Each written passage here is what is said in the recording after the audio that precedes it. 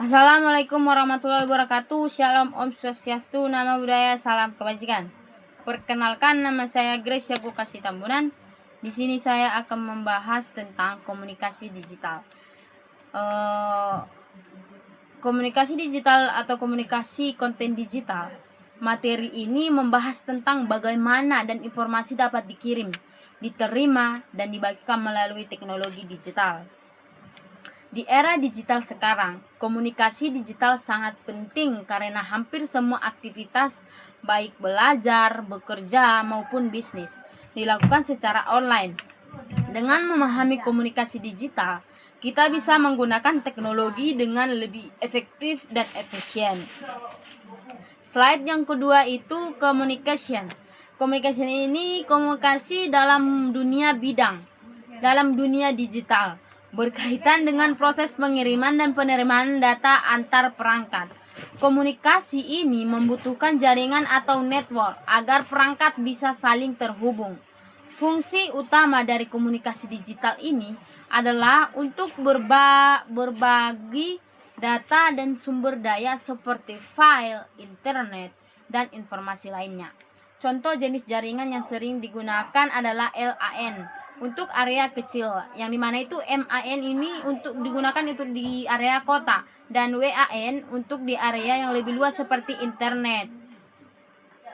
Lanjut, slide yang ketiga itu network atau jaringan adalah kumpulan perangkat yang saling terhubung satu sama lain. Dengan adanya jaringan, perangkat seperti komputer, smartphone, dan bisa saling bertukar data. Jaringan juga memudahkan pengguna dalam berbagi sumber daya, misalnya printer dan koneksi internet. Tanpa jaringan, komunikasi digital tidak akan bisa berjalan dengan baik. Lanjut, slide yang keempat ini adalah communication software adalah perangkat lunak yang digunakan untuk mendukung komunikasi digital. Perangkat lunak ini berfungsi untuk mengelola proses pengiriman dan penerimaan data. Contoh adalah email client, aplikasi pesan, dan aplikasi video conference. Dengan adanya software komunikasi, pengguna dapat berkomunikasi dengan cepat meskipun berada di lokasi yang berbeda.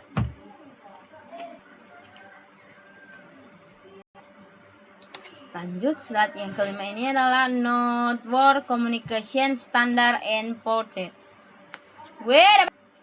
Lanjut, slide yang kelima ini adalah Network Communication Standard and Protocol. Standar dan protokol komunikasi jaringan adalah aturan yang mengatur bagaimana data dikirim dan diterima. Protokol ini memastikan agar komunikasi dapat berjalan dengan baik dan tidak terjadi kesalahan. Tanpa protokol, perangkat yang berbeda tidak akan bisa saling komunikasi. Contoh protokol yang sering digunakan adalah TCP atau IP atau HTTP dan FTP. Lanjut, slide yang keenam ini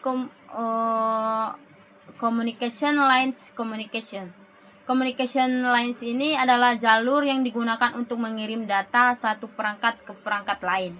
Jalur komunikasi ini menggunakan media kabel maupun nirkabel. Contoh media kabel adalah kabel jaringan dan serat optik. Sedangkan media nirkabel contohnya WiFi dan jaringan seluler. Komunikasi sangat penting karena menjadi penghubung utama dalam proses komunikasi digital. Lanjut, slide yang keenam ini adalah communication device.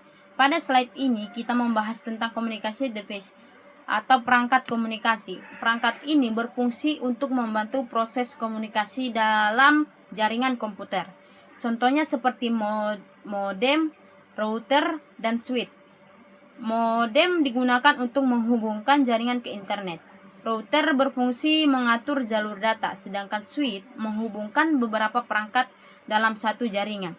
Perangkat komunikasi ini sangat penting karena mengatur lalu lintas data agar jaringan dapat berjalan dengan lancar. Lanjut, slide yang ke-8 ini home network. Home network adalah jaringan yang digunakan di lingkungan rumah. Jaringan ini menghubungkan